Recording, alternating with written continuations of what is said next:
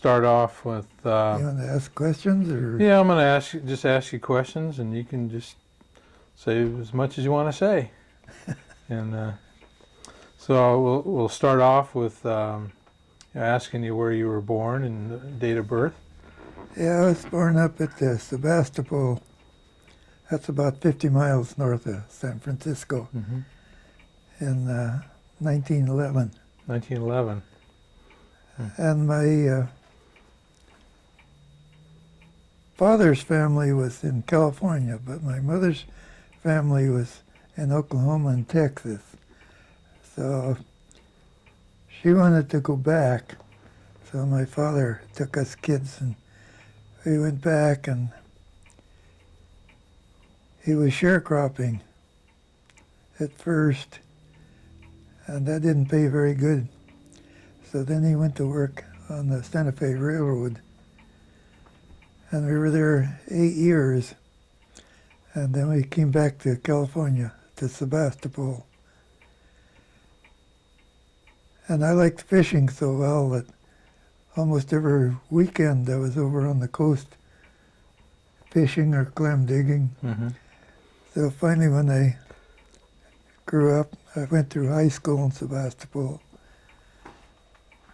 And then in 1932, I guess it was, I married my high school girl friend, Mm-hmm. my sweetheart. And I bought a boat there at Bodega Bay that a man had started to Alaska with it. And he anchored there in Bodega Bay and died aboard the boat. No. And he didn't have any relatives. So the county took the boat and sold it at public auction. And I was fortunate enough to get it. So my wife and I fished there the first year, and we had a very poor salmon season. So I could see that I wasn't going to make a living that way. So we were talking about selling the boat, and the man from Alaska came over to look at it. He wanted to buy it for his brother, Mm-hmm. to take it to Alaska for salmon fishing. And I was ready to sell it. But my wife said, well, if he can make a living with it up there, we can too, so let us go. So we decided to go. And of course we had to go in the spring. Otherwise there's no income just through the summer. So if we left here in the fall and the good weather, got up there wouldn't be any way to make any money till the following salmon season, the following summer. So we left Bodega Bay in March. And we had a little 36-foot boat with a 2-cylinder, 16 horsepower engine in it. We couldn't even make 5 knots going downhill. But we decided to go anyhow. And it took 2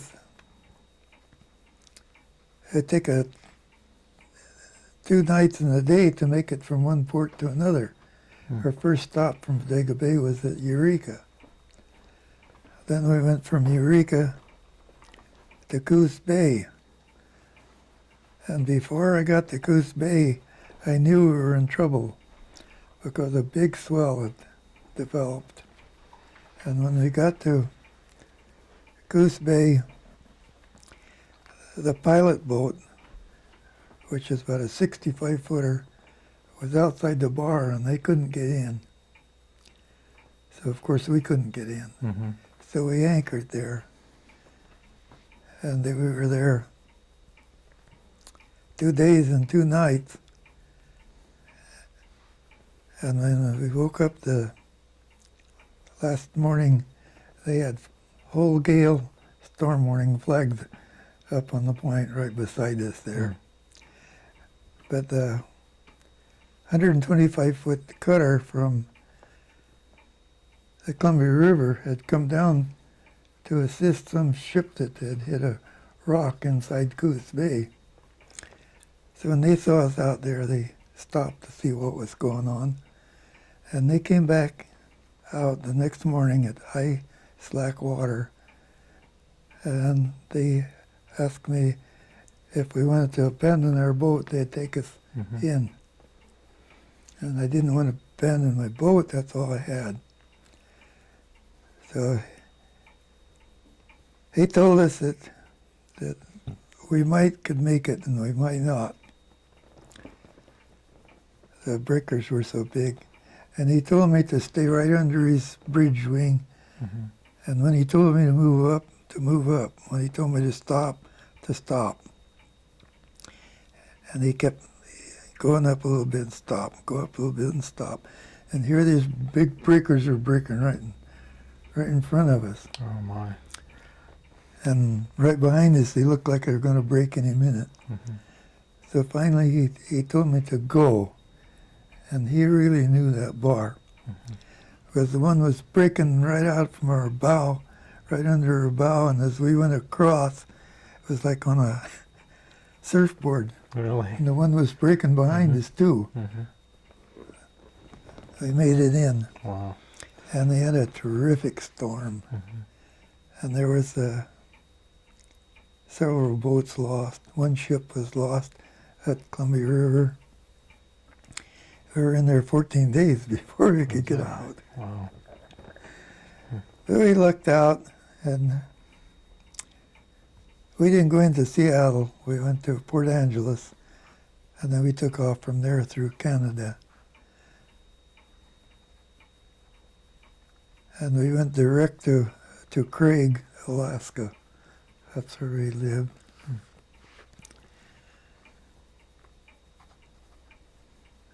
And going up the inside passage, we hit a submerged deadhead log that was standing on the end. It was underwater. Yeah. It would just show at the bottom of the swell. And we were lucky again. We hit right on the rib. Wow. If it would hit on the plank, and it would have broke through. But it just punched the board through against the oak rib, so that we had quite a leak. Yeah. So we had to pump the boat every hour. So we couldn't sleep, so we kept running. So we made it to Alaska and put the boat on the beach and fixed it. But when they got to the little town of Craig, the only people we knew was the man that had come down to see about buying the boat. We bought a corner there. We got the corner lot and the lot next to it.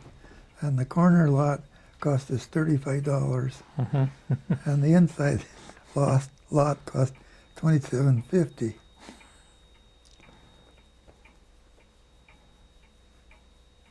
So we fished the first summer. We didn't do very good. The water up there had jellyfish in it that was very fine. You couldn't see them, but they caught on the hook, and it made a rust that made the hook look real large. Yes. So you had to pull your lines continually and wipe them off. So everybody up there had power gerties with wire line. Right. They were more modern than the California fishermen. So of course the first winter then, you couldn't buy them. They didn't make them yet. We made their own fishing gerties. You did. And they did real good the second year. And then I bought better. By then they'd started making commercial gerties, so I bought a set of commercial gerties. And I fished up there, and I kept saving the money. And I saw a beautiful boat. It was the most beautiful fishing boat I'd ever seen.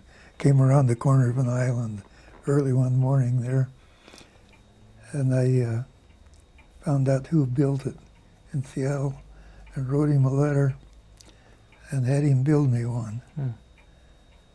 And I was real fortunate. I don't know how he picked me to build the boat. Every day that I was there when we was finishing the boat, there was somebody there trying to get him to build a boat for them. But he said that he would never take another job until he got the one he's working on just to a certain finishing point. And he said he got my letter just that day, and he liked the way it was written. So he took the job for me in Alaska instead of building somebody there in Seattle a boat. So it was a real seagoing boat. So he fished up there. That was 1941. And it wasn't finished until after the war started. How big a boat was It was this? 43 feet. 43 feet. But it was a big 43-footer. It was a combination halibut and salmon boat. Oh, so is it real beamy then?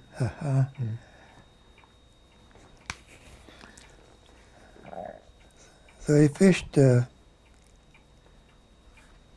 salmon the first year. I was a little late getting started because I had to put the power girdies on and everything after I got home. But that season, I put in 68,000 pounds of dressed salmon. It's all caught hook and line. And the next year was a poorer season, so we went in the meantime, my wife had a daughter, so then she didn't fish with me anymore. So then I had an old crippled Texan working with me. He was a wonderful worker.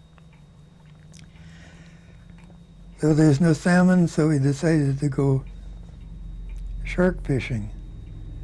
The government wanted the shark livers for the vitamin A oil.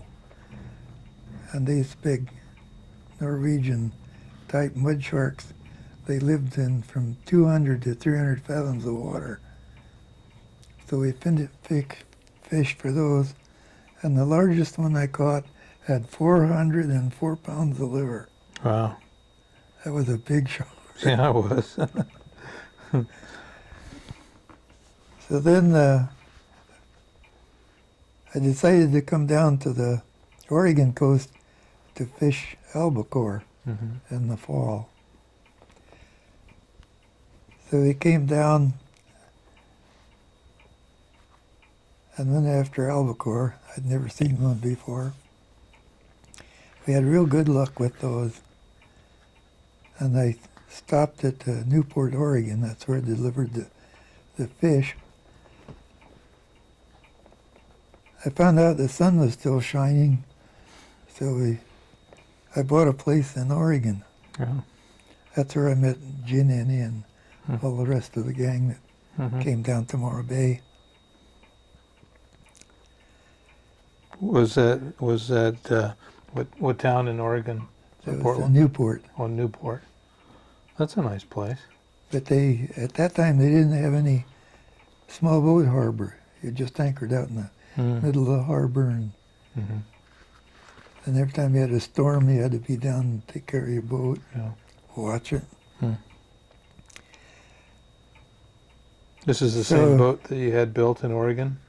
Pardon? This is the same boat that you had built in Oregon? Yeah, that was fun. What did it cost you to build that boat? Do you recall? Oh, at that time, it cost me about $6,000. $6,000. And you paid for that out of money you earned fishing in Alaska? Yeah, that I for made salmon? fishing in Alaska. Okay. So then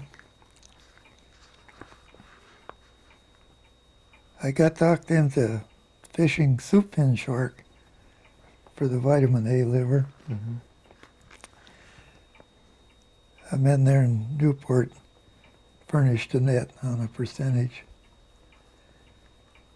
And we started fishing down here on the California coast.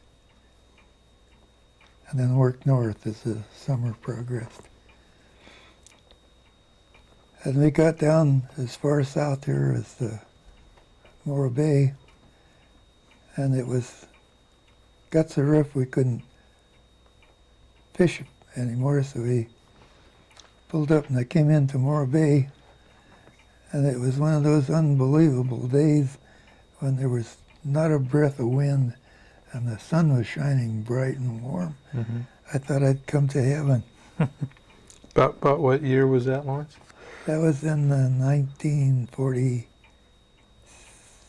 I guess. Mm-hmm. And the rest of the shark fleet were all fishing out there off the coast out here too. So they came into the bay. I'd made a trip the winter before when I was in Sebastopol. I came down and looked at Morro Bay. And when I went back to Oregon, where there's no harbor for our boats, I kept telling the boys what a beautiful place this was to keep their boats. Mm-hmm. So that's how they all got down here. Mm-hmm. And Did you come down before Joe did? yeah, when we all came in with our boats, it was all at the same time. Oh. There was, I don't know, there must have been probably 10 boats Oh. came in. Mm-hmm. And the Board of Supervisors, they asked if we would meet with them and tell them what we needed in order to stay here. They wanted us to stay here. So we told them that the main thing we would need was just some place to tie up our boat. There was no place to tie up except the one pier down here. Mm-hmm. And they said, well, that they couldn't do anything about that because all this waterfront here was all privately owned by the upland owners. Hmm. And there was the 6 supervisors there, the 5 that had been in for the term and the new one that was going to go in at the end of the old term. So after the meeting, I wanted to make sure that I heard that right. And I asked him, you mean to tell me if I buy a piece of upland property, I'll own to the water? And they said, yes, you can. Huh. And you can tie your boat up to your own property. Really? So I started looking for a real estate dealer. So this corner was for sale here, and I bought it. I called up my wife and I told her we're moving back to California. So just shortly after I bought it, then I saw some surveyors down here on the beach. And it was the county surveyors. Mm-hmm. They surveyed down the line and they said, we own from here out. And I said, well, my deed says to low tide water, which would have been further out than where the revetment is now. Right. The artificial fill was put on top of the privately owned low tide land. Mm-hmm. So they just flat told me, well, if you don't like it, sue us. So I met the head man in the State Tidelands Commission. And he told me, he said, we didn't give that to the county because we never owned it. So the state granted this land to low tide mark with the natural accumulated fill being acquired by the upland owner. Mm-hmm. And that was passed by the state legislature in 1876, Huh. 1886. But anyhow, the county just took it and that was it.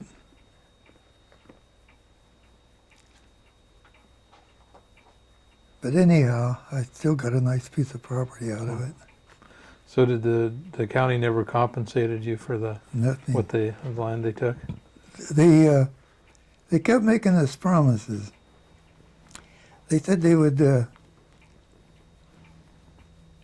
never be a building on the waterfront more than, I think, 18 feet high, so that it wouldn't block our view, and that the land between our line and the water would be leased to us at tax appraised rates, so we wouldn't have to pay any more for it than if we had title to it, which we did really.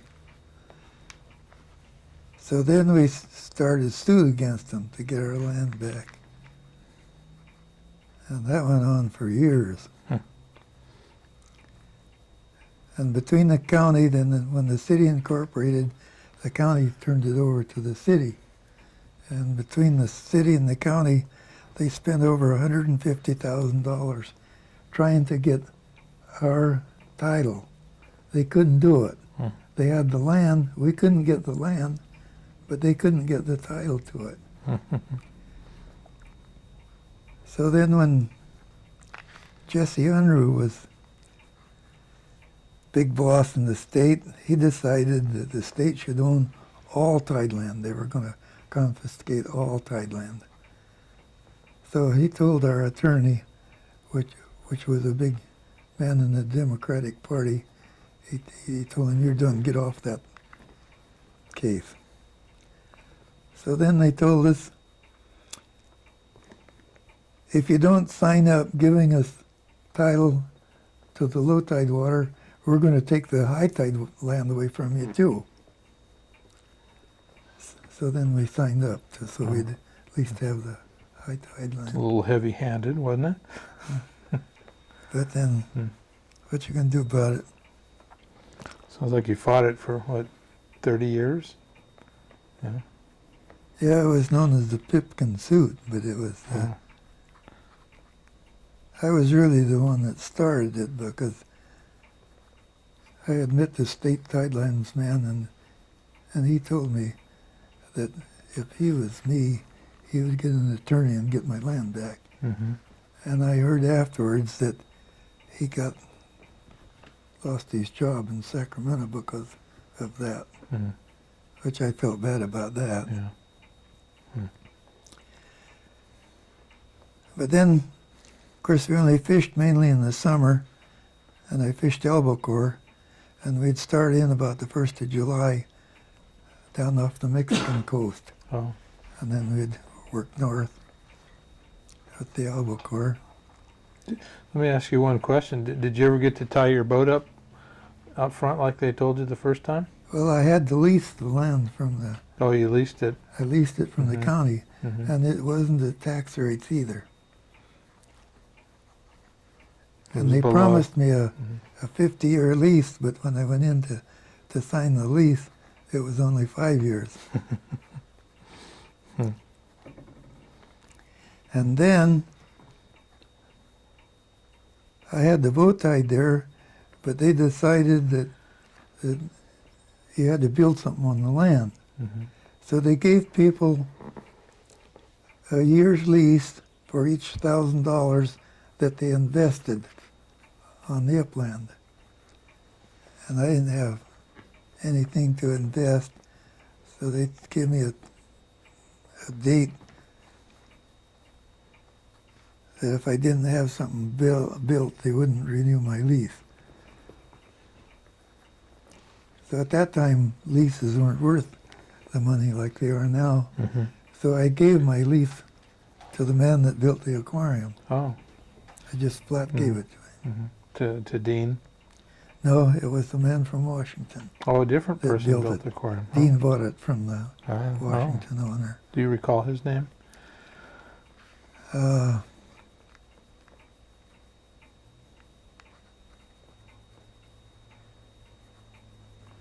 No, I don't remember. Do you recall about what year that was? Like the mid-60s? Oh, that was Before? probably around close to 58 or 60, somewhere along there. Mm-hmm. Was that built as an aquarium attraction? Yeah, It was? yes. That's one reason I gave it to him. I was starting the shell shop,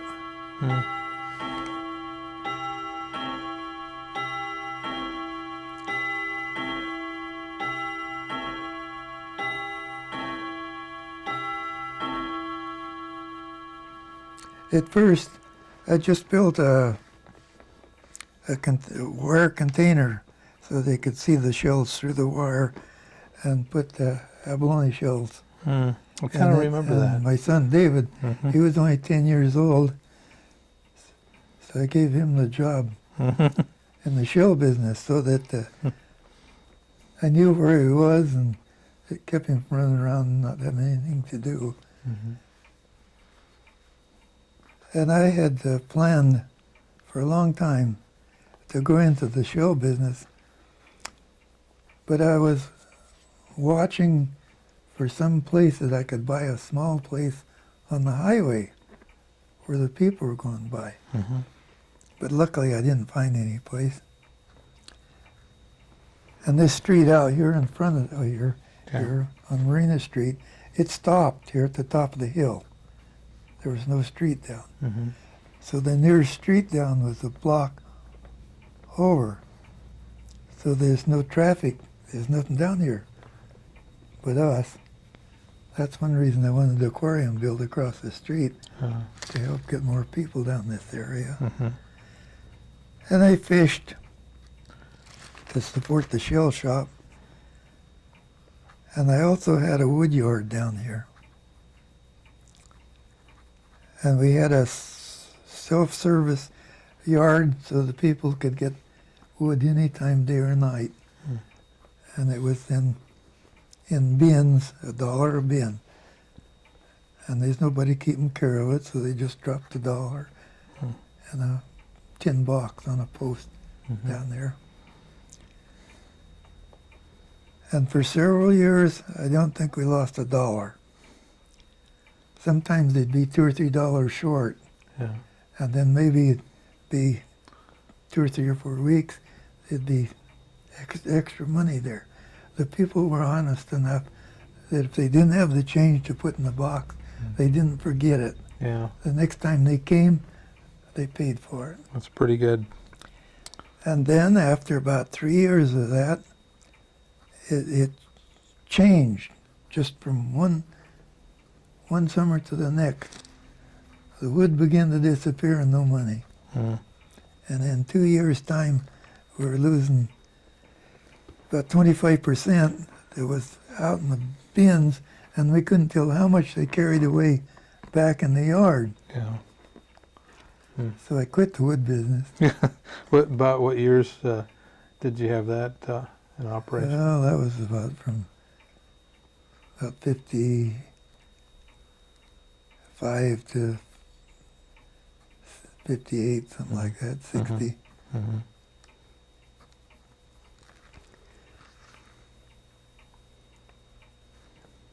So by then the shell business was getting, we'd built a small building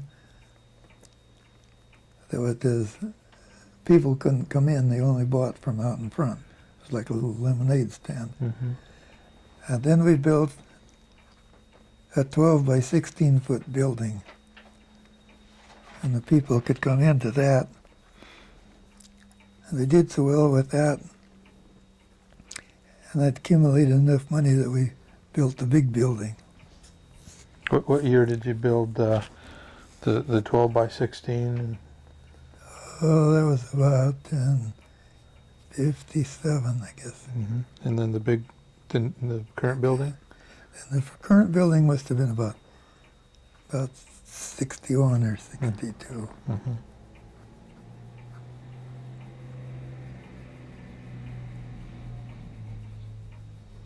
In the meantime, I'd met Ernest Porter, and he is really an expert swimmer and diver. And he'd been working down at Vandenberg there on those destroyers. That was before Vandenberg had shut it off. So he could drive down there as far as he could, then he walked a mile or so down to where he would go into the water with a big inner tube with a net on it, and he'd swim out there and free dive and get brass pieces that was a size he could lift to put in that net, and then he'd come back ashore with it and carry it a mile up to his car. Wow. That was a hard way of not Yeah. getting very much. Hmm. So he came down to see me and wondered if I would be interested in going down there with the boat and working. And of course, none of us had had any salvaging experience, so we kind of learned as we went along. That's what's called Government Point. Is that the, or It's the Point Peter Nolly's is the name of it, mhm. and Point Honda. They're right Oh together yeah, Honda. there. Yeah. And it's just 3 or 4 miles north of Point Agrello. And there was 7 destroyers went aground there all at once. Hmm. They lost all 7 of them. That was after World War One. Yeah, in Was that 1923 they went 23. aground. Yeah. And of course they were built with thin metal, Mhm. so that had all pretty well deteriorated, so that it left everything open on the bottom. Mhm. So we started in on that. And then we found out that the state claimed everything that's in the ocean. So we went to Sacramento to find out about salvage rights. And they said that they'd never had that come up before. But they would give us the right to salvage there, and that they weren't sure, they would probably take 5% of the growth. And they said they were positive that it would not be over 10% of the growth of what we got. Mhm. So we invested all we had in salvaging equipment. And then when the papers came down from Sacramento, they took 25% of the growth. If you can find a business where you can net 25%, you want to grab it. Yeah. So they took the money and we took the experience. Hmm. But we must have taken close to 100 tons of brass out of there. In what forms? And it was worth, the yellow brass was 8 cents a pound, and the red brass was 14 cents a pound, I believe. And what forms was the brass in? It seemed like they made everything in the ship out of brass instead of iron. Hmm. All the big pumps Mhm. and all the valves and all the piping and everything was made out of either brass or copper. The piping was copper, and there was one double pump there that the one casting, after everything was removed from it, would have weighed about a ton. Hmm. Of course, we got them. They were full of gravel Oh, yeah. and sand, Mhm. and all the working parts were inside. So we took some pretty heavy stuff out of there. How about the propellers? We couldn't get the propellers because they were still on the shaft, and the weight of the shaft was holding the propeller down, so we couldn't get them off the shaft. Mhm. Ernest Porter salvaged with the bigger equipment a few years later, and he got a couple of propellers. Oh, we did. Mm-hmm. About what size were those? How, like the diameter? Do you recall? I don't know how big those were.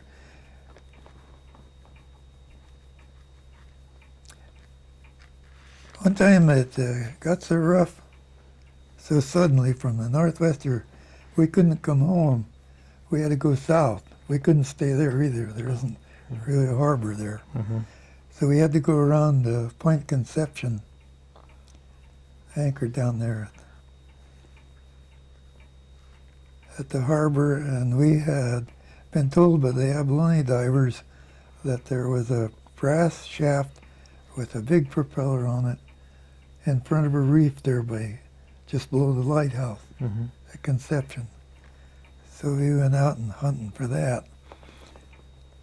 And we found it, and it had an 8-inch steel shaft, 21 feet long, Mm-hmm. but it had a brass sleeve over it. Was what made them think it was brass. Oh. But that propeller was made out of copper, and it was 12 feet in diameter. Hmm.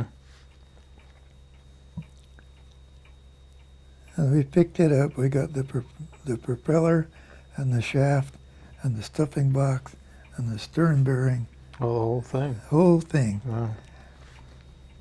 And we had a rubber raft that we maneuvered around with a small winch on it that we lifted the smaller stuff. And then we had a bigger raft made out of 8 buoys that the Navy used on their mine nets. And we had it built so that the one barrel in the center was missing, so that the winch was above it, and when you wound it up, it could sink the whole thing, but it couldn't tip it over. Mm-hmm. So when we picked up that shaft and propeller, it was outside the reef, and the breaker was breaking only about 10 feet further back Mm-hmm. than I was. So I kept winding up on the winch. We had a 5-ton winch on there. I kept winding it up and pulling it up, and it was a straight wall up, right to where the breaker started. And I kept bumping on the wall, and the 10-horse outboard on the rubber raft didn't have enough power to pull it away. Mm-hmm. So when I got it up to where it came to the top of the reef, it took me on the reef. Oh. So me and the propeller and the shaft and Oh. our pontoon lift and everything went right through the breakers, Oh, gee. across the reef Mm-hmm. into Coho Harbor. Yeah.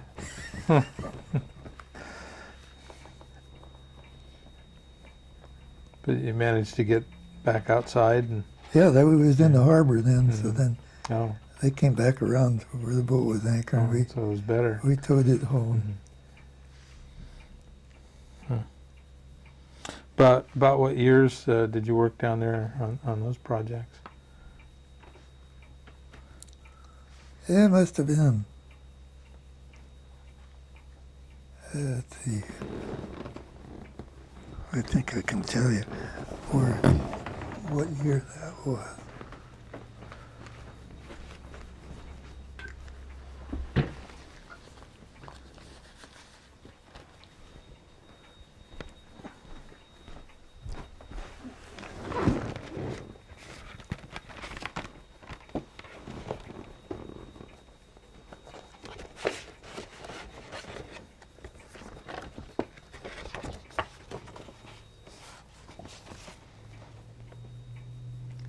It was 57 and 58 Oh. that we were there. Mm-hmm. So about 2 years See, there's work some down of there. the junk that we got. Uh-huh.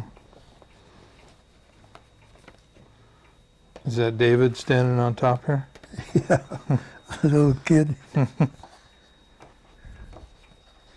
So it looks like you brought it in here, huh? You Yeah, we brought it up here, brought it here. offloaded. Did you have power, pneumatic wrenches or something that you disassembled? No. No? How'd you accomplish that? See, there's the rubber raft that we used. That was Oh, that's pretty the Navy, the Army used them as pontoon bridges, Mm-hmm. and they had like a weenie that fit right inside, so that made it Yeah. solid across. Only we took that out, Oh. and we found out you could dump that thing over. Mm-hmm. So then we put it out on the side Mm-hmm. for outrigger. Oh, And we That- dumped that over too a few times. so you had quite a salvage yard here at that time. I remember your Jeep, or this looks like a 5-ton Uh-huh. Army vehicle, the A-frame on it. Yeah, I remember that. It was funny, we had probably 10 ton of brass Mm-hmm. stacked up there in a pile. See, after we got it home, we had to get all the gravel out of it, sand and everything, get it all cleaned up before they'd buy it. Yeah. And if there's any iron bolts in it, any place, they had to be Mm-hmm. taken out. Mm. But there was a man came here, and he was standing there with his foot on a valve on the side of that big pile of junk. And he was a diver that worked on these. See, the Navy just tried to salvage them first. They didn't have any luck. So then they hired Merritt, Chapman, and Scott, which is one of the world's largest salvage operators. Mm-hmm. And he was one of the divers that worked there. And he said that was the roughest place that he ever worked for the salvage company. Mm. And he was telling me, you might just as well quit before you lose all your money, because he said you'll never get anything out of there. Yeah. He says it's so rough you can't work there. Mm-hmm. And the time we got all of this, Mm-hmm. he didn't even look at it. He just kept telling me we couldn't get in. He didn't want to believe it. He couldn't believe that came out of there. I'll be there. And I asked him, I said, well, what did you get when you were salvaging there for the Navy? And he said, oh, we got a couple of the bells, and he said we got a couple of running lights, and he said, that's about all. He said, it's so rough, you can't work there. Mm-hmm. Didn't Ernie salvaged a bell? Yeah, he's got one, Mm-hmm. and I've got one. Oh, you have one. You know, the young hit a rock, and it ripped right down the side. Mm-hmm. It opened every compartment on one side of the ship. And I guess it was still going ahead when it hit bottom. It said 90 seconds it was on the bottom. Mm-hmm. And that rock that they hit was the same rock that the Yankee blade ran on. Is that right? Huh. Huh. So did you do any salvage on the Yankee blade? Not very much. We were working for the money we could try to make out of that brass, and calm enough weather to work was so scarce that we just couldn't waste time on it. Although we went over and located it, we decided the only place that it could be was that one rock. That's the only one that it could be on. So we went over there on the first dive. Ernie went down. He landed on the big side wheeler, Oh. big side wheel, Mm-hmm. the hub of it. Yeah. So we knew it was the Yankee blade. Mm-hmm. And then Ernie and his son went down and salvaged around it for a while. Yeah. And they found the bell from it. It was broken into several pieces. And they found some silverware that has the name of the Yankee blade Hmm. in the silverware. I meant to ask you what type of diving gear that Ernie was using on those Well, at dives. first he was using the scuba gear. Uh-huh. We were using just the tanks. And of course each tank didn't last very long. Mm. But we finally got an air compressor with the hose, just like they used abalone diving. Yeah. So he was swimming Was he using? Yes. He must have been using a dry suit. Yeah, no, it was a wetsuit. A wetsuit. Yeah, he using a wetsuit. That's pretty early for neoprene. Was it? Yeah, there was problems with them. Yeah. So I don't think good neoprene came along really till after 1960. Mm-hmm. The Ernie and Dean dove abalones too quite a bit. Mm-hmm. Dean was the operator of the boat, and Dean did the diving. And there was much controversy about the sea otter and whether they ate abalone or not. And the state swore up and down that a sea otter didn't eat abalone. Yeah. And I talked to the ab divers, and of course they knew what the sea otter were doing. So one winter I worked on a abalone boat for a while as line tender, Mm-hmm. but I still couldn't see the bottom of the ocean and see what the damage was being done. Yeah. So I decided I had to learn to dive so I could go down and see for myself. And when I was learning to dive, I was diving with the tank, and I would go down here at the end of the street and go into the water and go down that rock revetment Mm-hmm. and work along it. I could go sideways. Yeah. But I didn't dare go out on the sand Mm-hmm. because I could get lost out there. Oh. So I always stayed Mhm. inside of the rock, Mm-hmm. work up and down that, Yeah. practice and learning diving. And then I went out and worked abalone diving for a while. Mm-hmm. I about froze to death Oh. in that Yeah. neoprene suit that was open in the front Oh. that you zipped together. Mm-hmm. All the cold water went through that zipper every time you moved. Yeah.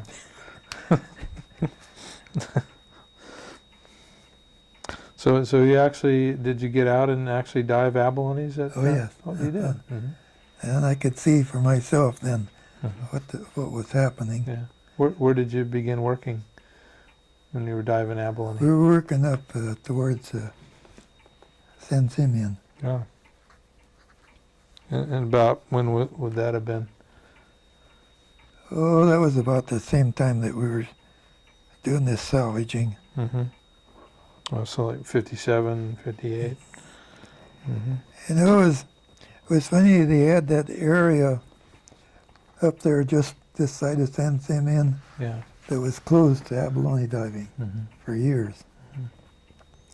And then they finally opened it. And we were thinking, boy, we're going to go up there and get rich. Yeah. We went up there and worked 2 days and said, to heck with that. Was it after otters had moved in there? And, No, the otters hadn't got there oh, yet. Mm-hmm. But the abalones were so old, Yeah. it was all dark meat. Oh. So you could work where there was younger abalones and get white meat, Mm-hmm. and you didn't need near as much of it to make as much money. Yeah. Nobody wanted that Nobody dark wanted meat. the dark meat. Yeah, you're right. But it was just as good eating as the white. Mm-hmm. I remember Frank called it golden. Right, to make it sound better. Yeah. Well, what boats did you work off of up at San Simeon? I had Dean Tyler's. Oh, the Cindy? He owned the boat. Uh-huh. Oh, Ernie and I were both diving off of his boat. Hmm. But prior to that, when I worked as a deckhand, that boat was owned by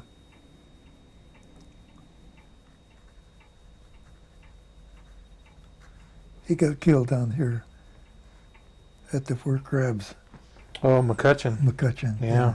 Worked for him. Mm-hmm. And he told me to cut all the kelp. Yeah. He said, I want to kelp.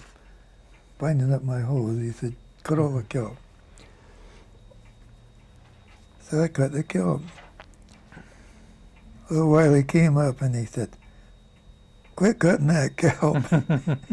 He said, you're the first line tender I ever had that I had to tell to quit cutting kelp. He said that it was burying him down there. So were you all swimming? McCutcheon was using the hard hat. Yeah. I Did didn't- you ever try that? I didn't try the hard hat. Oh. I felt too independent. Mm. When you got the hard hat, you're dependent on somebody else. Yeah. Mm. Yeah, you got to have that tender and skipper to keep you safe. Yeah, the boat operator's got to stay awake and not cut your hose off. Yeah. Yeah, it's a little different diving.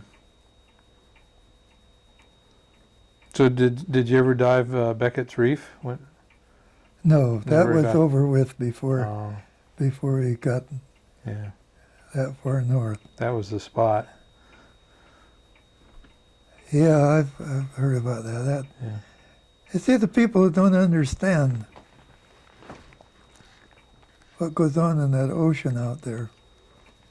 They don't realize that those abalones could have gone on indefinitely. Mhm. If you only take the grown size ones, the young ones, they're reproducing and growing, just like a crop on land. Exactly. But when the water come along and they eat every one there is from the size of a dime up, Mm-hmm. then you're done. Yeah. Yeah. No, you're right about that. Being in the shell business, you probably saw the different ways that abalone grew in different areas of the coast. Yes, and the different that colors interesting? in the shell. Yeah. Mm-hmm. I got to where I could tell if they were brought up from the islands, Mm-hmm. and there was a place there by above Conception Mm-hmm. there that I could tell when they come out of there too. There were different color, Yes. different shell, Mm-hmm. and then of course up here, and the nicest ones that I got up here, the most colorful ones, was on that reef out west from San Simeon, Yes. out to the lighthouse there. Mm-hmm. There was a reef offshore there that they were really a beautiful shell. I have one in my collection that I think probably came off the radar, which was a real thin, fast-growing abalone with a candy stripe Uh-huh. pattern in it. And those stripes are caused by the different kelp they eat. Correct. Yeah. So, appeared in some areas, the abalones were eating a much more varied variety of kelps, Mhm. and then other areas they're just feeding on the brown algae. And We found that there was abalone shells that were old, that were actually worn back on the edge, Mhm. and then when the kelp came back after that time that the kelp was all gone, Mhm. so they could feed again, they added new shell beyond this. Yeah. I've seen that. I've seen a half-inch in new shell. Uh-huh. It's a matter of weeks. Yeah, some of those they were growing so fast that when we put them on the deck, the slime that was running off, you Mhm. could see the coloration of the shell Oh, in the slime so it was actually accreting shell. Mhm. Yeah. right at the time. Mhm. Uh-huh. Yeah. And of course, being in the shell business, I kept buying abalone shells, and I knew that it was going to come to an end, Mhm. but I didn't suspect that it was going to end so suddenly. Yeah. But it was just like coming to the end of a row in a crop. Mhm. When it came to the end of a sterile point up there, that was the end of the abalone. Yeah, They're that's really gone. what happened. But the last ground in this area then was Point Buchan, Yeah, which was dark meat, and hadn't been really and the fished shells weren't much. as good. Yeah. Did you work Bouchon in those last years, or Yeah, did you? but I don't know if I was just lucky or if I was smart. But I kept buying all the shells. Mm-hmm. So for our store, we still have a good grade of abalone shell. My dad figured one time that all the shells that used to be out on Tascadero Road that were sold, and I think taken to Florida back in the 60s, that the buyers had paid more for those shells than the divers originally gotten for the whole animal. Yeah, I guess they did, all right. Yeah, because they're getting about 50 cents, and the shells sold for $1 or something. So. Well, I'd say it's probably smart, Lawrence. Yeah, I Wow. sold several truckloads Yeah. of shells from here. Mm-hmm. Had those big semis, those Oh yeah. huge Mhm. 40-footers. Mm-hmm. It'd fill them full. But it'd bring out stuff from the east, mostly made stuff, Yes. stuff that's made out of shells, Mm-hmm. and trade them for abalone shells. Mm. But see, I bought them all from the plant, and then I threw the bum ones away, and then the intermediate ones I sold to Florida, and the good ones I kept. Mm-hmm. Well, my mother makes fun of me whenever I tell her I've bought an abalone shell. She thinks that's quite humorous, that I would actually spend good money on an abalone shell. So.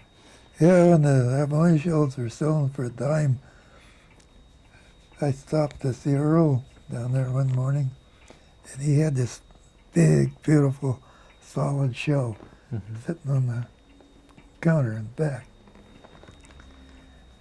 And I said, boy, that's a beautiful big shell.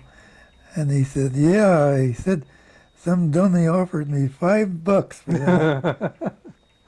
Who would have thought? And he said, I was too stupid to sell it. He said, I wish I'd have sold it. And I told him, if you want to sell it for $5, you got a buyer. So he handed me the abalone shell, and I gave him the $5. And just then his wife came out. Yeah. She said, what are you doing with my shell? I told him I just bought it. And she said, well, you can just give it back. She said, I'm not going to sell that. So she had it sitting on the counter in the back. Mm-hmm. And the only way you could get to it would have been to climb over the counter. Yeah. But when she was in the back room doing something, Yeah. somebody jumped over the counter and got Wow. that. They stole it. Yeah. That was probably an 11-inch shell. I think I recall seeing that big shell. It was a nice big one. I remember Mike Radden paid $1,000 for 11-inch shell about 10 years ago. Do you know that? Yeah. That's what they're worth. Used to be a few of them around. Pretty big abalone. I've got one that's, I think it's 11 3/8, I believe. Really? Yeah. Yeah. Did you pick it? No. No. There was some big ones in the shells that were down by the inn at Morro Bay. There was some quite large specimens still in that. I got some out of there maybe 10 years ago. The biggest, heaviest shells of any amount that I saw, they were stored over in what's a state park now. You go across the bridge and there's a road that goes back to your left, Yeah. and up on top of that hill there, Mm-hmm. there was a big rock pit on the other side. Mm-hmm. And the guys from Florida came out and they bought the shells. It was in the pile on top of the hill. And all these big ones they threw down in the rock pit. Wow. And then they shot them. Used them for target practice? Yeah. Oh, that's brilliant. They didn't want to haul that much weight. Oh, they were too big. Too big. Yeah. But boy, would I ever like to have. Oh. I love it anytime I find a big one. It's so unusual.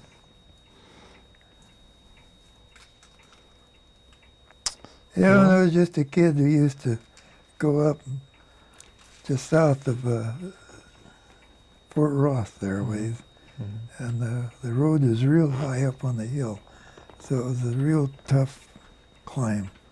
Went down there, and you go down there in the early morning tide, be real low tide. If it was a calm day, you could get up on a rock and you could look all around on these other rocks, and you'd see these big abalones that were stuck on the underside of the rock, but the water was gone, and they had stretched their body out, and their shell would be resting on the bottom. Yeah, there's still some big ones up there. I go up there every year. It's pretty good. I never did learn to swim, and I never did learn to dive without a tank. If I got air, I can do it all right. Yeah. But if I haven't got air with me, I'm out of luck. Yeah, that's the thing. You got a breath hold up there. Yeah. It's a challenge. It's a real test. Well, you started to tell us about going to Mexico, fishing albacore down there. What was that like? Well, we had Probably break right there. Oh, you gotta change We tape. asked that question. Oh, okay. All right. sometimes we had it real good. One time we ran into a Were you still fishing the same boat that you had built? yes, And this 36-foot boat? it was a 43. Oh, wait, no, yeah, 43 foot. What was the name of that boat? It was a Hornet. The Hornet. Oh, I remember the Hornet. Yeah, Well, was they, that the same Hornet that Frank Brebs had, or was No, it was a different no, it was Hornet? different. Oh, okay. Everybody thought I named it after the aircraft carrier Hornet, but I named it after my rifle. Oh, I had a 22 Hornet oh. rifle. When I was in Alaska, I spent quite a little time bounty hunting. There was a $3 bounty on hair seals, Oh. and there was a $1 bounty on eagles, shooting their national emblem. Well, But the territory was paying the bounty on them. yeah. And the reason for having them killed was not because they ate fish. It was because they ate fawns. Oh. The fawns and the mountain sheep. You know, when the fawn is first born, they're almost odorless. So they just lay still in the grass, and the wolf will go right by them. Unless he runs right over it, Yeah. he won't get them. But that eagle, he's up above, and he sees them. And one spring there, they had the eagles killed in different areas, and then they tested their stomach to see what they'd been eating. And 19 out of 21 had fawn meat in their stomach. Oh. So this is the way of the territory protecting The deer. the deer population. Of course, if you shot one now, Yeah, you'd be, I would get 10 years yeah, more than that probably. So you named the Hornet after your rifle? after the rifle. And do you still have that rifle? Yeah, my son-in-law has it Oh, now. is that right? He's been shooting squirrels with it. So you took the Hornet and went to Mexico and fished albacore, you're saying? Yes. I go north to Bodega Bay Oh. and fish salmon early in the spring, and then go south for albacore. One year we was fishing albacore out here till the 20th of December. Oh, wow. That's quite late. And about how far offshore? It was about 50 miles. 50 miles. Oh. And there was just one little spot out there where they were. How close in have you seen albacore here? Well, we came up one time, it was really rough. And we were coming home, we came up, we were fishing off a Conception out there someplace. And it was heavy fog. And I was running up, and I just pulled a albacore, and here was the point Hmm. buoy. Uh-huh. So pretty close to Mhm. the beach, a few So miles. I turned around, Mhm. we went back, and we got a couple more, but it was just too tough. Well, how about you were telling me about the trip off of Mexico where you had you took ice out of the hold and had sounded like you had fish up on up where the hatch would be, and then they slowly packed down on their own. Yeah, we had refrigeration too, Oh, you did. so we didn't have to take very much ice Oh. with us. Mm-hmm. But the southern boats down there, they brought in albacore that I would have been ashamed to deliver them. They didn't have refrigeration; they just had ice, Mm-hmm. and they'd ice them so sparingly that the fish they would mold together so that Oh. there was solid, no space Yeah. between them. And on ours, we iced them a little bit even with the refrigeration, and they came out just like they were alive. Mm-hmm. Of course, we could have, if we had let them mash down, Mm-hmm. we could have got a couple more ton Oh. in the boat. Mm-hmm. But Was one of that the workers capacity? at the plant there when we was unloading, he was trying to tell me something, but it wasn't in English. I couldn't understand, and he kept showing me the fish like that, and finally I figured out what he's doing. He said, take the fish, drop it in the water, he swim away. Oh. They're just like alive. They were really. Hmm. Well, tell me some more about your shell business. I know you've traveled all over the world collecting. Well, after the shell business got growing to where my son and I couldn't handle it, my wife came down too. She was interested in it, but she wanted to not take over. She wanted David to really learn what he was doing and either get used to it or else give it up. Yeah. She didn't want him to be doing something all his life that he didn't want to do. Mm-hmm. So then the three of us worked it, and then I didn't have time to go fishing anymore. So I sold the boat, and I sold it right at the wrong time. I sold it for $12,000. And 2 years later, one of the men that worked for me when I was fishing short Mm-hmm. came by, and he said, if you still had your boat, he said you could get $75,000 for it. Oh, no. Oh. But the shell business kept getting better, and my son went in the Navy for 4 years. So that just left my wife and I to work the shop. Mm-hmm. But of course, in the winter there was practically nobody around, so I could work all winter preparing the shells for the next summer. Mm-hmm. And at first we didn't have any contact anywhere, and they didn't have any books or anything then or any advertisement. Mm-hmm.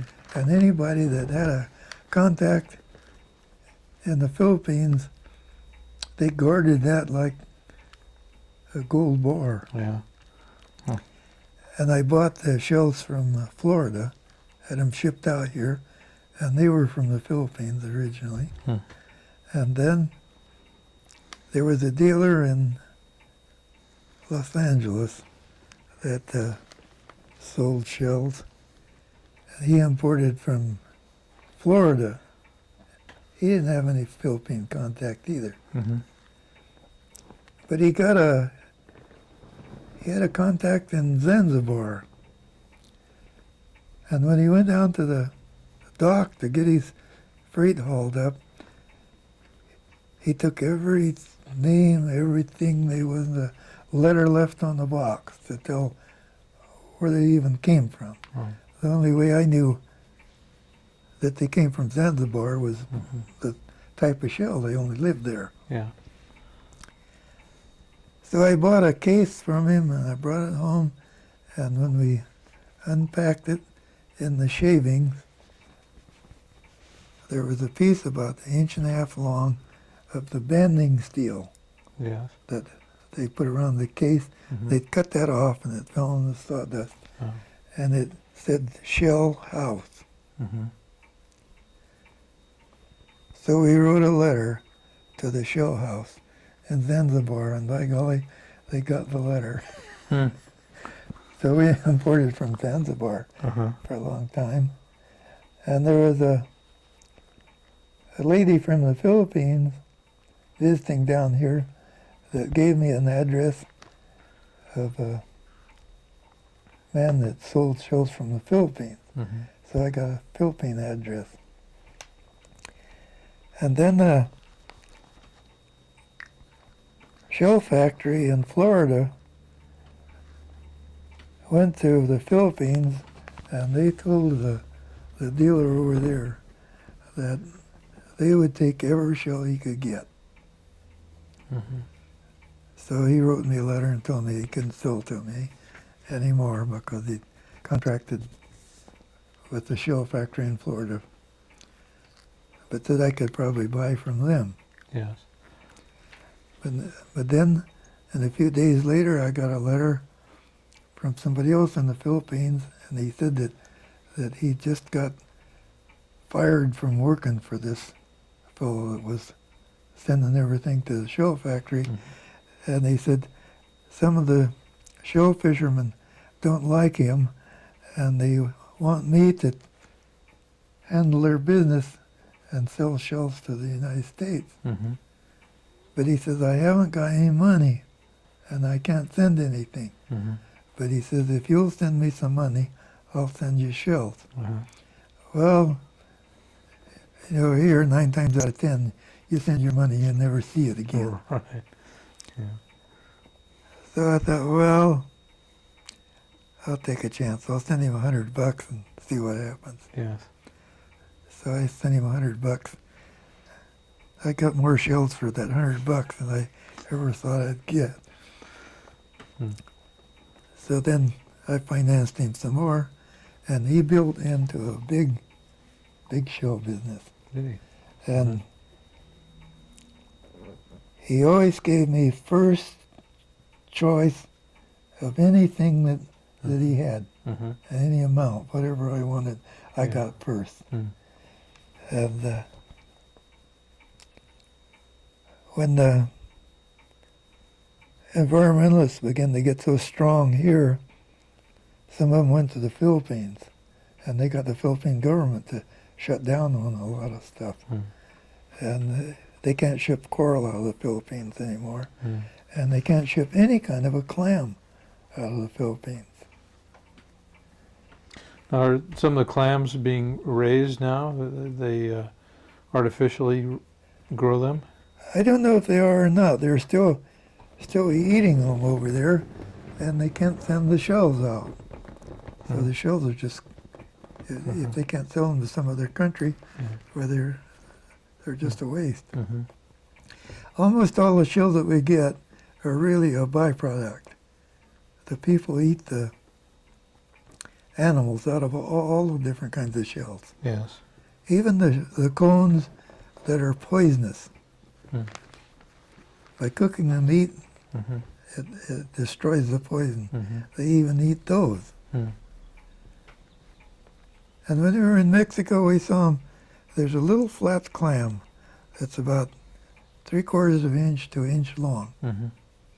And they're so thick in places in the sand that when the wave comes up, they all take a drink.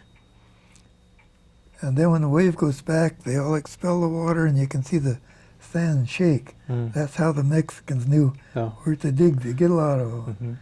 Mm-hmm. And wife and I were down there, we weren't doing anything. So we were just digging, hunting them. Mm-hmm. We'd find one here and there, and we were giving them to them. Yeah.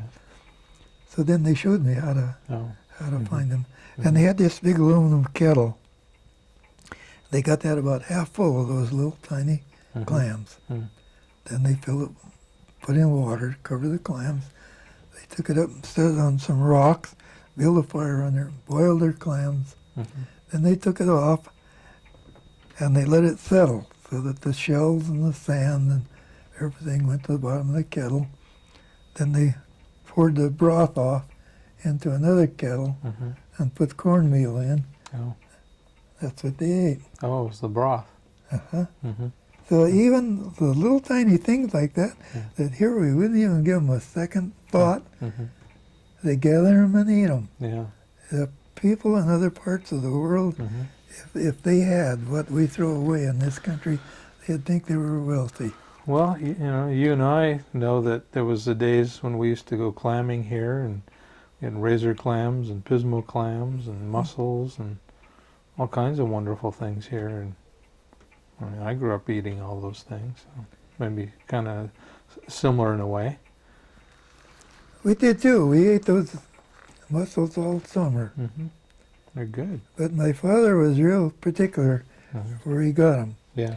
He'd get them at low tide, and he would get them under a rock in a cavity Mm-hmm. where the sun never ever shined on them. Yeah. Oh. And we never did get poisoned on them. I don't know. Yeah. I don't know if there's a change in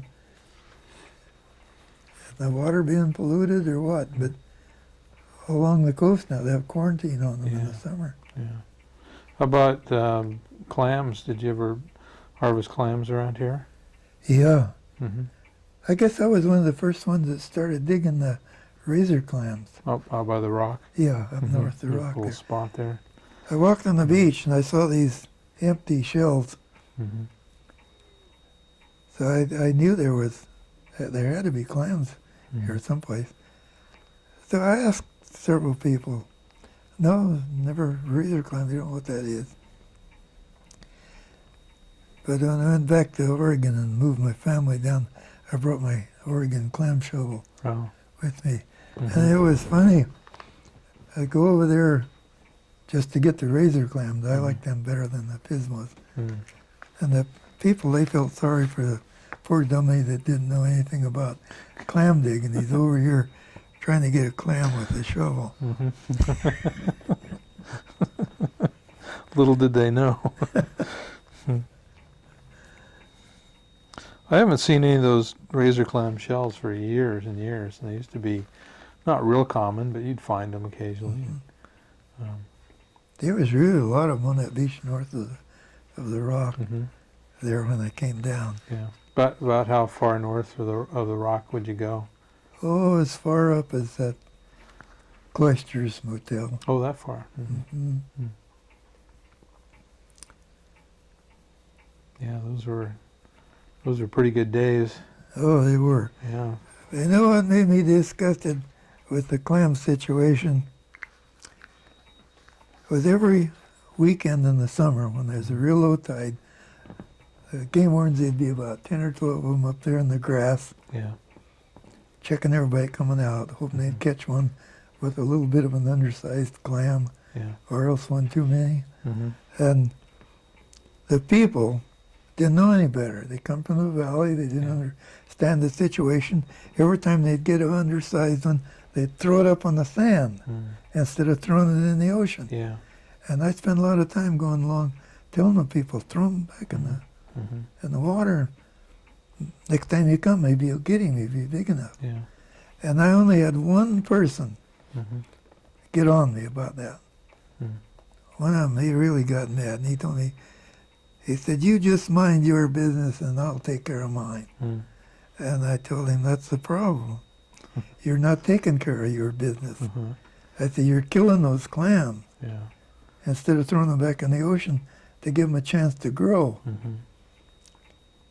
You don't need to tell me anything. Yeah. Mm. But when I went on, I watched, Mm-hmm. see what happened. Yeah. And when he's getting a little one, he was throwing it back. Oh, he was. in the ocean. So you taught him something. Yeah. And the people didn't understand how to get those razor clams. Mm-hmm. You know, they had most of them they'd crush them and you get them full of sand, and then you really can't get the sand out of them. Mm-hmm. But if you know how to get them with a narrow shovel, you see where the hole goes down, and you stick the shovel down real quick Yeah. and pull back on the handle a little bit, and that presses the sand against the shell, Mm-hmm. so you can't go down. Mm. And then you can stick your hand down behind the shovel and raise it up, and you can pick him out, Mm-hmm. and the shell isn't even cracked. Mm-hmm. And I was up there getting them one morning, and people, you can't dig them with a garden shovel, Right. work shovel. Yeah. It's too wide. Mm-hmm. But the people saw I was getting them, and I was showing them how to have a narrow shovel and stick it down, pinch the clam in the sand, and get him without breaking him. Mm-hmm. So I got my limited clams, and I went up and started down the beach, and here comes the game warden. There was just 3 of them. And I had my clams all washed. Yeah. I had them in a little sack, a net sack. Mm-hmm. They're all nice and clean. They dumped them out in the dry sand. And then they rolled them over, counting them. Yeah. Then they rolled them back, Wow. counting them. Then the other guy did. All 3 of them. They rolled them over, rolled them back, counted them twice. And then Glass. He was the one nobody liked. He was there. And he told me, he says, I'll let you go this time. But he says, if I see you again, tell anybody how to get a clam, he said, I'll write you a ticket. Now, what was that about? I don't know. And I told him, I said, well, you guys all up here hiding in the grass, trying to catch some poor sucker with a clam a 16th of an inch short, Mm-hmm. or one too many. Is if you want to save the clam, get down there and mingle with the people and explain the situation and tell them to throw the clams in the water instead of throwing them up on the dry sand. Mm-hmm. At that time, there wasn't any law against throwing them up on the dry sand. He said, that wouldn't do any good. He said, the only way you can educate people is to fine them. Oh. Well. Cop mentality, I guess. That kind of a game warden does more damage Yeah. than he does good. Mm-hmm. Because everybody that they get like that on something that's an unreasonable deal, then they'll do something, Yeah. think they're getting even with the game warden. Mm-hmm. But really, they're not. They're Right. they're just damaging Mm-hmm. their own business. But Yeah. Were the razor clams here, were they the same variety that occur up in Oregon they and look to Washington? be exactly the same. Mm-hmm. Hmm. And what was the limit on those? Do you The recall? limit was 30. Oh, 30. I think it's 15 now. Mm. But the otter got all of them, so they Mm. don't matter. Yeah. The otters are pretty good at finding. I've dove all over out here, and they're tremendous diggers. People don't realize that about them, but they dig huge holes in the bottom. You know, when the game wardens are catching them out here and taking them down to Santa Barbara Island or someplace down Yeah. there, Oh yeah. they wanted Dean to close the aquarium Mm-hmm. every time they brought one in. Yeah. They said the otter was so excitable that he'd die of heart failure if people were going through there. Mm-hmm. So Dean cooperated with them. He was real good. And the last one that they were going to take, we all knew about it. Yeah. And there's about a dozen of us. As soon as the game wardens left, we were in there. Mm-hmm. And that otter had his nose all bleeding from Oh. the roughness that they treated him in the cage. Mm. And we fed him crabs Yeah. and pismo clams, Mm-hmm. all kinds of stuff in there. Mhm. And fish, Yeah. he'd eat everything. Mm. And it was funny. They had a plate there on the cement slab where you could drop the fish to feed the seal, Yes. and we gave the sea otter a rock, Mm-hmm. and then we gave him the clam. He'd get the rock, and he'd break the clam with the rock. Mm-hmm. Then they took the rock away from him. Yeah. So then he bangs 2 clams together Mm. to break them. Mm-hmm. And then he ended up with only 1 clam. Mm-hmm. Boom, right on that plate. He broke the plate all to pieces. They're destructive little things. Yeah. But he wasn't Amazing. afraid of us, and Mm-hmm. he ate everything we put in there. Oh, yeah. Well, I've heard of people in Monterey giving them Big Macs from McDonald's.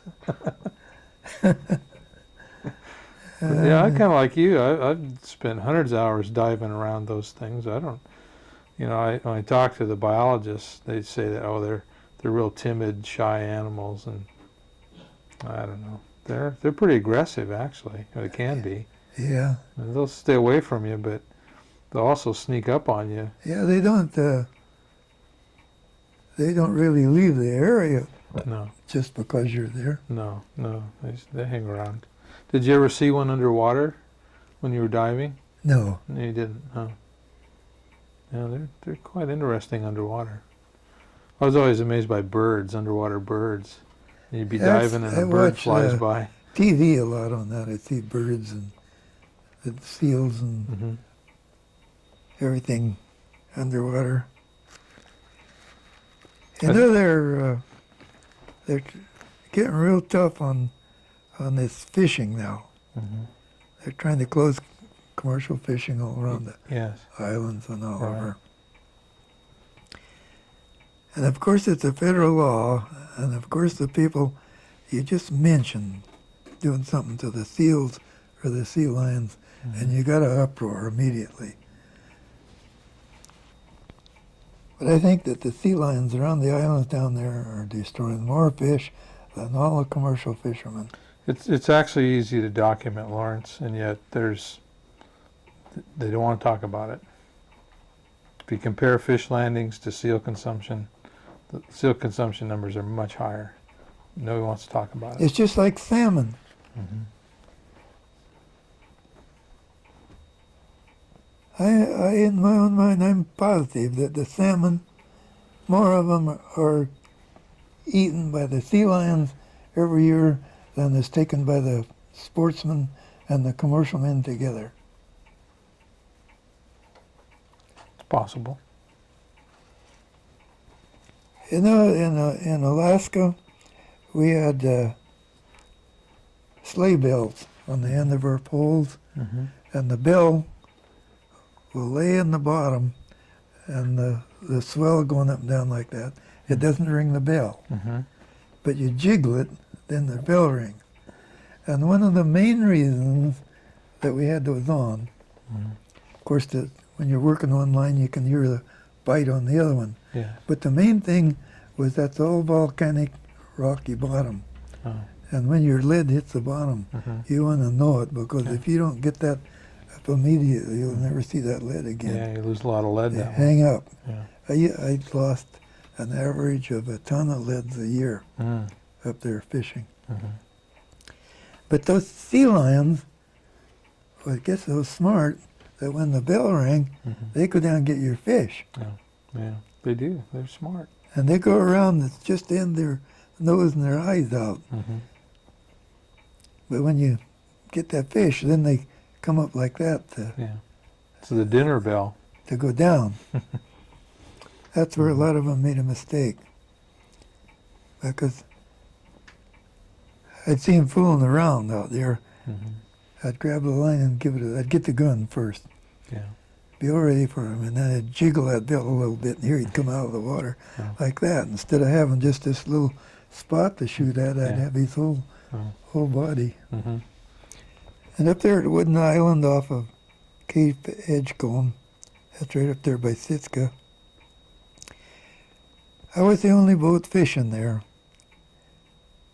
And there was a big sea lion there that he'd probably been stealing fish for years there.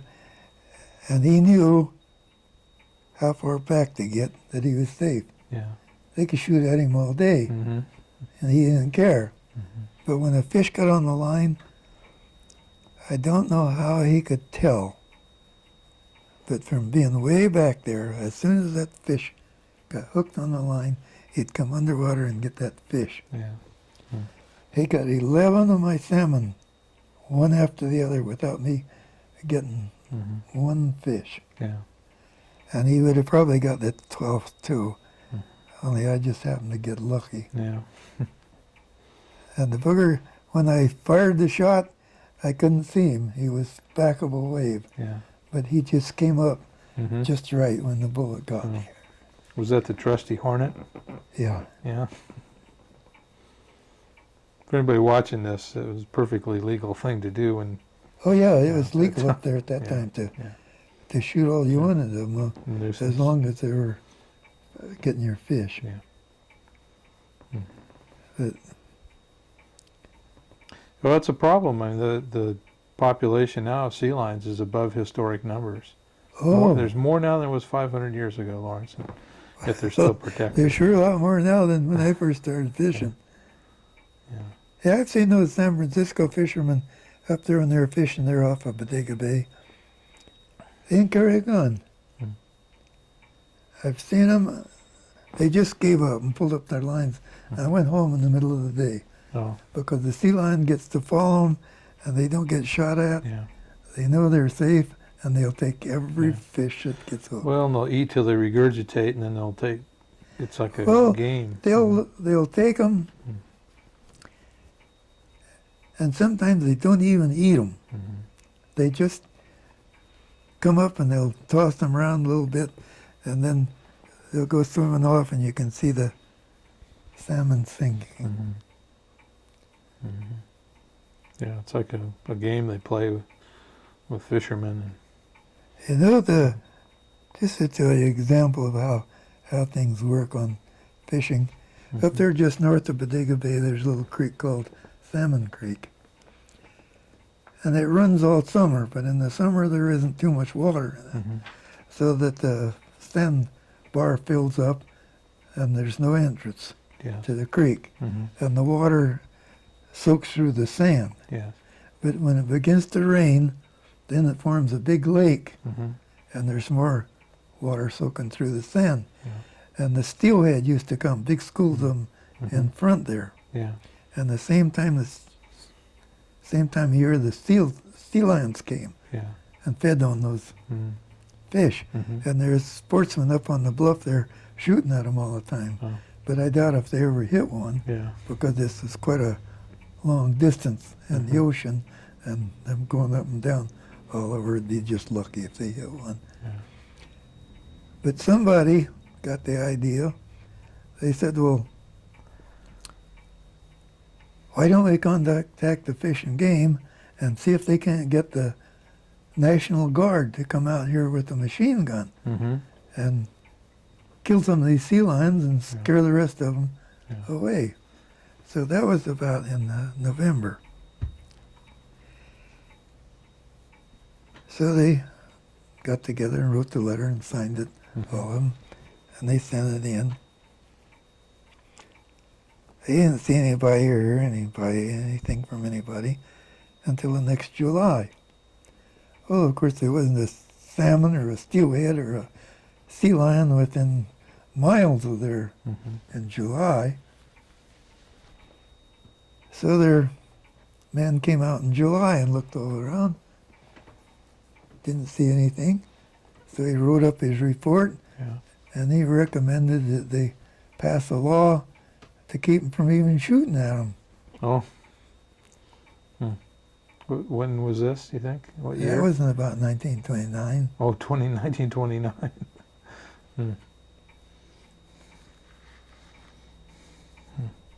Yeah, the people, when they got up high enough so they could do it, sometimes they'd try several times before they would make it. But the gang of the sportsmen would come down there with shovels and they'd dig a trench through. If they Oh. could get the water Mm-hmm. running through, it would cut Yeah. the sand Mhm. out, Mm-hmm. open the creek, and then they had good steelhead fishing. Mm-hmm. You could fish steelhead up to as far as tidewater went. Mm-hmm. Beyond that, you couldn't Oh. fish. Hmm. But it's funny, as soon as the ditch would be, only that wide and Okay. about that deep, Mm-hmm. and the water would start running through it, those fish would be Oh. coming through there. Mm-hmm. Smell the water. Hmm. Tell us about shrimping. You were involved in shrimping here too. Yes, there was really another man here from the valley that bought a boat, and he bought the net and stuff and was starting to fish shrimp. But he wasn't a fisherman, and he didn't understand anything about fishing or the ocean, Mm-hmm. and he didn't last long. But I rigged up, and I worked with the fish and game biologist, and they came down about once a month all year and had me go out and make just a short drag to get them a sample of shrimp so that they could tell what condition they were towards spawning. Mm-hmm. So I really got credit of being the first and only shrimp fisherman. Mm-hmm. And I got a picture of my boat and a write-up in the Encyclopedia Britannica. At that time, it was the deepest shrimp fishery in the world, Mm-hmm. 80 to 100 fathoms. Hmm. But now that's shallow water for the Yeah. drag boats. Mm-hmm. But this other boat went out, and he fastened his drag cable to his boom, to his mast, Mm-hmm. and he hung up on something. Of course, pulled his mast off and everything. Yeah.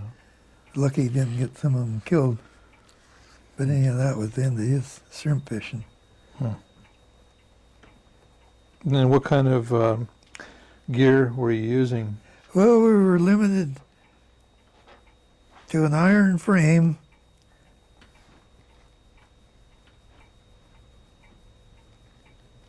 Let's see, we could have 40 feet in total circumference of the frame. Mm-hmm.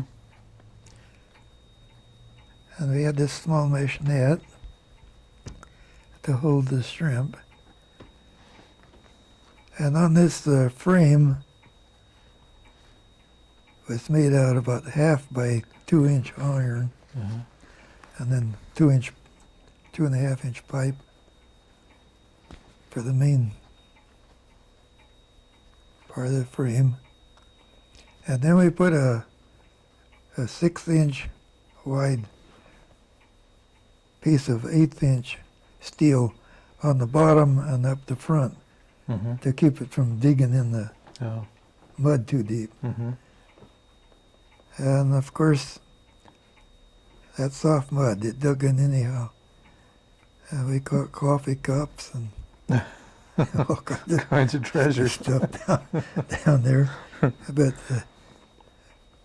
we kept working on things to get things fixed so that Mm-hmm. we could get by without scooping up all that Mm. mud. Where were the shrimp grounds that you were working? We went right down past Point Bichon Mm-hmm. to 84 fathoms of water, and then we went towards Avila Beach, Mm. right along that bank there. And it seemed like, for some reason, that they were generally right along in 84 fathoms. Hmm. Of course, it depends on the current. Sometimes, see, the current comes around in there, Mm-hmm. and it was against this bank. Mm-hmm. And it seems like that they didn't want to come shallower than 84 fathoms, but the current pushed them up there, so they were quite concentrated there in a narrow stream. But sometimes the current would change and it would be going the other way. Then they would be scattered and they would be out in deeper water, and we never did make as good a catches when the current was running the other way. So, and what varieties of shrimp were these? Do you recall? They were those little pink shrimp that they use in salads. Oh, like a cocktail what they would call cocktail shrimp. I never did hear them name them. Oh. And were they processed locally? Yeah, they're processed down here. Oh. Betty Jameson Uh-huh. processed them, Uh-huh. and they're all hand-picked. Hmm. And she had a hard time developing a sale for them. Oh.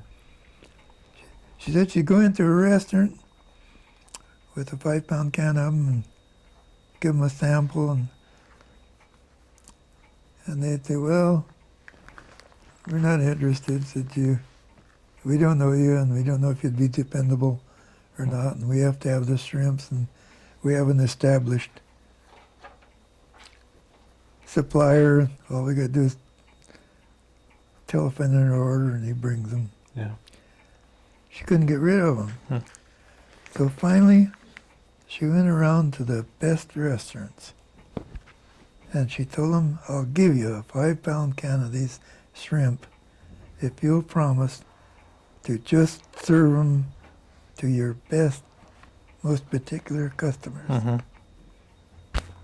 After they were served those local shrimps once, they wouldn't have anything to do with the frozen ones Oh. from anywhere else. Mm-hmm. Well, it's smart salesmanship on her So- part. Huh? So it wasn't long till she had more Mm-hmm. demand than she had supply. Did you continue to supply shrimp to her?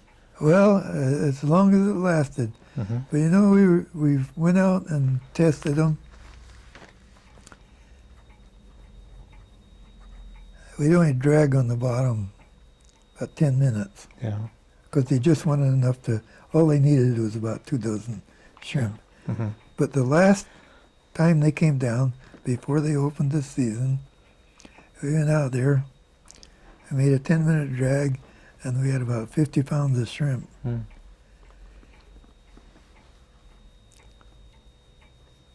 Then when the season opened, we went out there and we thought we was going to make a killing. And we never got a shrimp. Oh no. But we had a net full of slime eels and skins and skeletons of black cod. Oh. And what was going on, the drag boats came in there, Mm-hmm. dragging for petrolli, but they were getting 10,000 pounds of black cod at a drag. Mm-hmm. And when they pulled them up, compressed them all together, they were dead. So they just dumped them back. Mm. And the pollution from these dead fish, everything left there. Soured the bottom. Uh-huh. Mm. The only thing we got was the skins of the black cod. Mm. Of Mm-hmm. course, they had the skulls and the Yeah. skin. And the only living thing that we got was slime eels. Mm-hmm. And you would, ordinarily, you would never get a slime eel because they're so slick, they'd go through that little hole in the mesh. Mhm. They'd be gone. But see, they were inside these Oh. skins there, and we'd have a whole pile of them on deck. That was before the Koreans figured out how to make wallets out of them. And stink, oh my gosh. No, it's And a bad deal. we dragged all over down there with the same thing. We never got a shrimp. Then we came back and took the gear off. And I went down and fished albacore. And when I came back, when the albacore came up this far, I came back in. And instead of fishing another trip albacore, I put my shrimp gear on, which is quite a job to get all that rig back on, just to test that to see if the shrimp had come back. Yeah, They hadn't. they had not. Yeah. If it hadn't been for the mud in the net, Mm-hmm. just a little mud, and on the runners, I wouldn't have thought the net was on the bottom. Oh, there. We got nothing. Mm. And then I took the net off and went on albacore fishing. We got a few of the big spotted prawns, Mm-hmm. but not very many. Yeah. They're so lively, they could jump right over that Oh. little Mm-hmm. bit of a net we had. Mm. And you know, we couldn't bring a fish home to eat that we caught when we were shrimping. We caught a lot of those little red, they're like a rock cod. Mm-hmm. They're mature fish, they're only about that big. We caught a lot of those. Yeah. And once in a great while we'd get a petrale sole, Mm. but not very often. So about what years was that you were doing the shrimp experiments? Let's see. When we were salvaging, it's about 2 years before we were salvaging, I Oh. guess. So maybe 55 or 50. 56. Yeah, 55, 56. Mm-hmm. It's funny, we'd come into the dock down here where the aquarium is. There's nothing there but just beach on top of the hill. Yeah.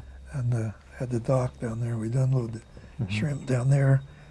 And a lot of people would come down to see the boat and see the Mhm. shrimp, see the operation. Mhm. And we gave shrimp to everybody that wanted some. Mhm. They carried shrimp off in their hat, Mhm. in their jackets, Mhm. anything they could find that they could put some shrimp in. Mhm. Yeah. Well, they're very tasty. Those shrimp are really good. Mm. So, I wanted to ask you, what's the most interesting thing you ever have seen in your fishing adventures? Have anything that really stands out, or an unusual thing? Well, one thing was I saw the killer whales eating up a whale one time. Mm.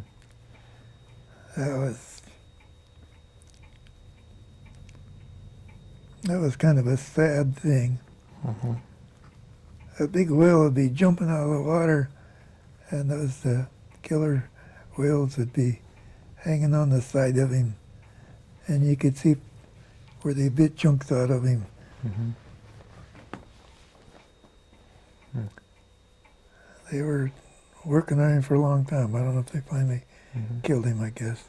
That's so I understand the term, the name killer whale is a misnomer. That historically they were called whale killers. Did you know that? No, I didn't Yeah, know that. Yeah. Huh. Mhm.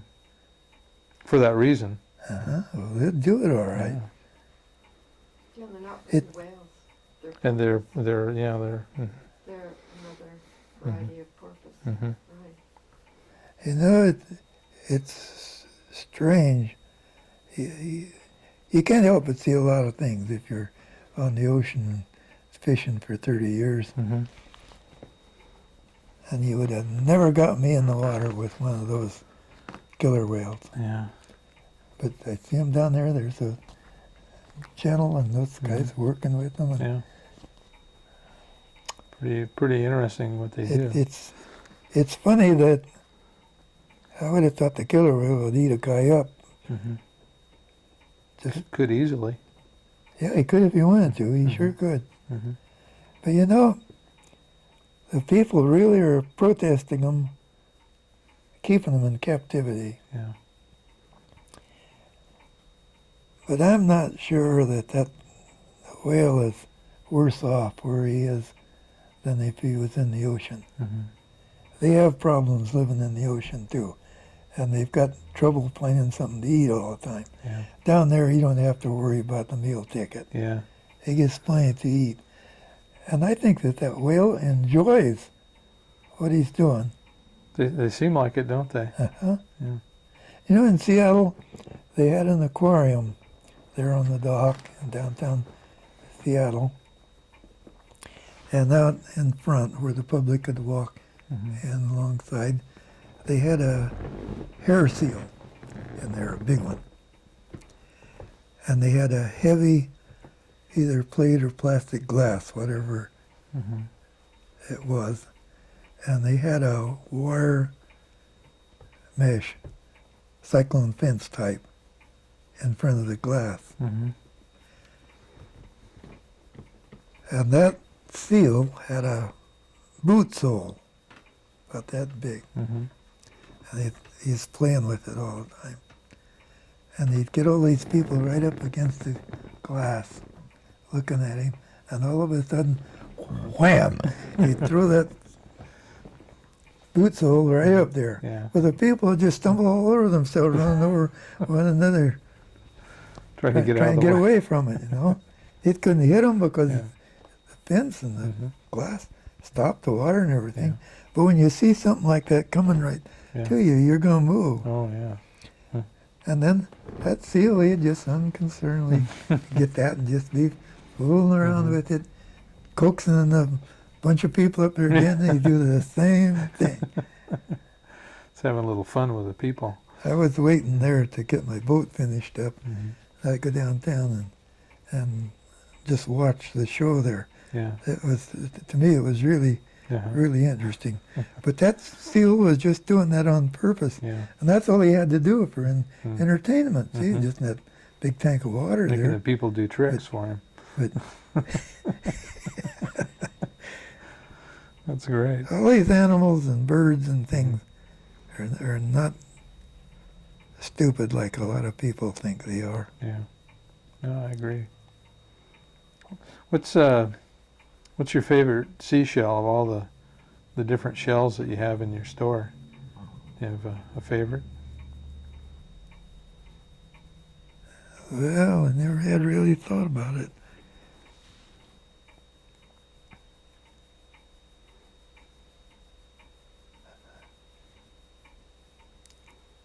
You've got so many different things. You can admire them for their size. You can admire them for the pattern that's on them. Mm-hmm.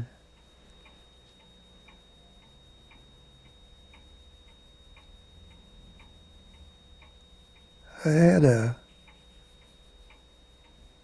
cone that was, it was so rare that there was hardly any of them known. And just because the shell isn't, there's only one or two known, don't mean that there isn't more of them. Mm-hmm. If you find the habitat where they live, then you're liable to find Yeah. 1,000 of them. Mm-hmm. But I finally got this little cone, and no other shop in the country had one. And I put a higher price on it than high enough I thought it was safe. But we paid more than I ever thought I'd ever pay for a shell, too, to get it. Mm-hmm.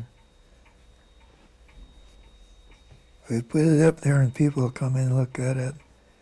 Oh my gosh, I gotta tell so-and-so to come in and see that. Mm-hmm. Everybody, they just wouldn't believe it.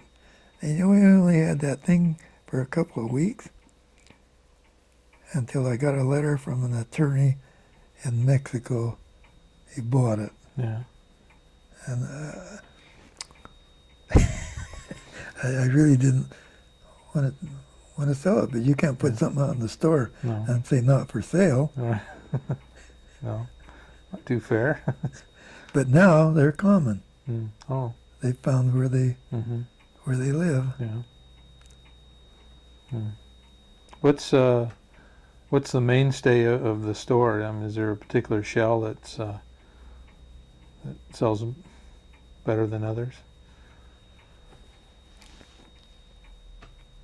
Well, of course, the smaller shells that sell for 25 or 50 cents, Mm-hmm. we sell a lot of those because the kids only have a small amount of money, Yeah. so they buy the smaller shells. The abalone is a good mover. Mm-hmm. There's hardly anybody got them anymore. When I was down in San Diego, I was looking at one, $12.95. And you know what I would have done with that shell when I was buying shells and here and grading them? Right. I'd have thrown it away. Oh. It Wasn't good it was enough. so worm-eaten in the back Mm-hmm. that, and faded that Mm. Yeah. Well, one person's trash is someone else's treasure, I guess. Well, people don't know abalones, and they see that shell about so big, Mm-hmm. and Yeah. it's kind of intriguing. So Yeah. Well, they're beautiful. I just I buy shells all the time to give as gifts or to clients and things. And I got a nice letter the other day from a lady from Sikorsky Helicopter.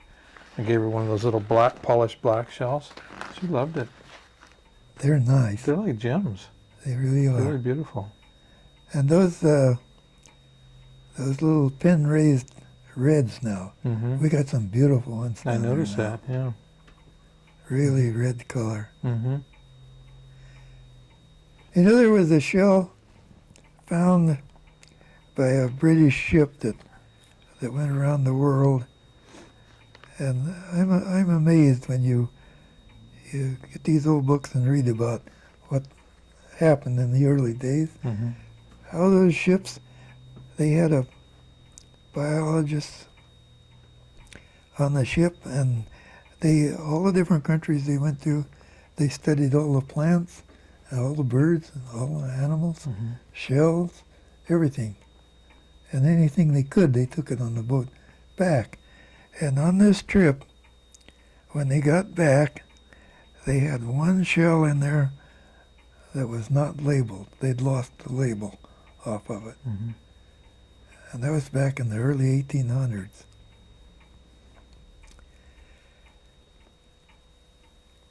So they never did publish that in a book because they didn't know what part of the world it came from. They knew what family it was in. Yeah. They had shells in that family Mm-hmm. from different places. And the biology professor from Stanford had been in England several times studying their shells, and she was really intrigued by that one just by the fact that almost 100 years had gone by and the second one had never been found. Mm-hmm. So when I was diving down there in Mexico, I found one. The one they got was a dead one Yeah. they got on the beach. Mm-hmm. I found a couple of live ones. Mm-hmm. And then it was in no book, and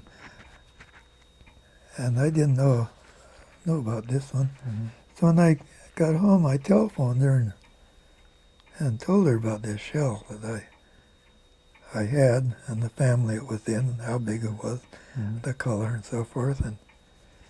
And she said, well, there is supposed to be one like that, Mm-hmm. but I don't think she was too sure I had one. Yeah. So I made an appointment with her, and I went up, and I handed it to her. She looked at it, and she said, excuse me a few moments, I want to catch my breath. Hmm. So she just sat there looking at it Mm-hmm. for 3 or 4 minutes. And then she called her assistant to come in, Mm-hmm. look at it. And then she said she was going to give a talk at the International Shell Exposition that year, and the topic that she had picked on was this particular shell, Oh. and she had everything all written up. Mm-hmm. And she said that year, earlier in that year, that they had found a fossil Oh. of that shell Mm-hmm. in the mountains, inland from where I found the I'll be the there. live one. I'll be there. So by finding the fossil, Mm-hmm. they knew that it came from Mexico. Yeah. So she was going to give her Mm. talk on that. And she said, I'll have to revise it a little now that I got a live one. Yeah. So I gave Stanford one for their So you collection. gave them a live specimen? Mhm. Mm. Did you do other specimen collecting like that, live animals? Yes. Have you? Of course, I couldn't keep them alive down there. I just... Yeah. But the things I could buy, I wasn't too interested in. I was looking for the odd things that Yeah. aren't on the market. I always liked some of the misshapen abalone Mike Mhm. Radden used to have a wonderful collection of what he called dwarfs that were odd shape or perfectly round black abalone that for some reason they didn't elongate. They just stayed almost perfectly round and deep, like a ball. Yeah, you can't take a black abalone Anymore. anymore, and I No. never did. I'd sold a boat before I found out where they are, Oh. but I know where to go get round ones. Oh, you do? Uh-huh. Oh. On the reef there on the north end of Catalina Island, Mm-hmm. there's a Hmm. rock there. It's must be a softer grader rock than average, Mm-hmm. and where the sea urchins Yeah. have made round, Mhm. deep holes like that in Yeah. the rock. Mm-hmm. And then something happened to the sea urchin, and the black abalone is growing in that hole. Yeah. And the only way he can grow is round. Oh, okay. He They just- can't get out. Yeah, he just fits Yeah. in that hole. Mm-hmm. We're down to about, I think we got a couple minutes left now. Okay. Anything you want to ask? You know, the only thing we didn't talk about was who he sold his albacore to when he was. Oh. Yeah. When you fished albacore, where did you sell your fish? I sold him to a cannery in San Diego. Mm-hmm. And then sometimes from up here, it depended on where I was. Sometimes I'd take him into San Pedro. Van Camps was the one I sold to. And sometimes I sold to a buyer here in Morro Bay, and sometimes I sold to a buyer in Monterey. It depends on conditions, but generally you could do better by selling your albacore to a local buyer at a cheaper price than you could taking them down yourself because of the day's time Yeah. that you'd lose 2 or 3 days going down, Mm-hmm. and then a day unloading, and then a day icing up, and then 3 or 4 days getting back to the Mhm. fish. Mm-hmm. You've lost more than if you sell them cheaper and go right back to work. Mm-hmm. Yeah. Well, it makes good economic sense. Well, I worked hard for what I got, and I tried to get the most I could out of Mhm. what I did. Yeah. Okay, We there? thank you. I think we're out of tape. Thanks, Lawrence. I think we're out of tape. Well, if you want to talk a little more, that's okay too. You know, when we had the shell business only a few years, then David went in the Navy for 4 years. Yeah. So that left just my wife and I to Mhm. run it. And I had a pickup and a small trailer, and I would order enough stuff from the Philippines that I could load it on the pickup and the trailer to bring it home. So we'd work in the store until 9 o'clock. Then we'd close, and then real quick I'd sweep up and clean up and restock. Mhm. And then we'd grab a bite to eat, and then I'd take off for San Francisco. And by the time I'd get up past Salinas, I'd be half asleep. So then I'd